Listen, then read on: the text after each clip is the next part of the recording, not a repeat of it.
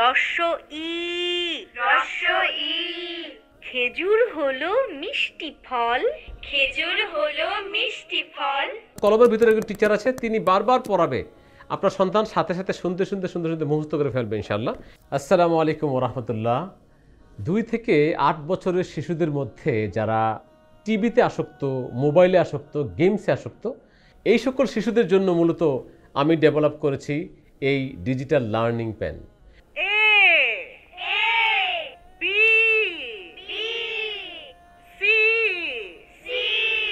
এই কলমটা হাতে পাওয়ার পর থেকে অনেকাংশেই মোবাইলে আসক্তিটা কমে যায়। এই ডিজিটাল লার্নিং পেন, এই কলমটা আপনার সন্তানকে পড়াবে, গল্প শোনাবে। এই কলমটা যদি সে হাতে পায় তাহলে সে নিজে নিজে এই সবগুলি বই পড়বে কারো সহযোগিতা ছাড়া। প্রথম আপনি কলমটা নিয়ে তাকে একটু দেখিয়ে দিবেন, তারপর দেখবেন সে নিজে নিজে পড়ছে। কিভাবে পড়ছে চলুন আমরা দেখাই। 1 নম্বর বই, লার্নিং পেন, সোনামণির বাংলা পড়া। অ অ। রস্য ই। রস্য ই।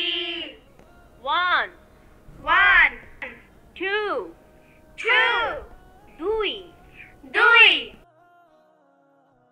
قل أعوذ برب الناس।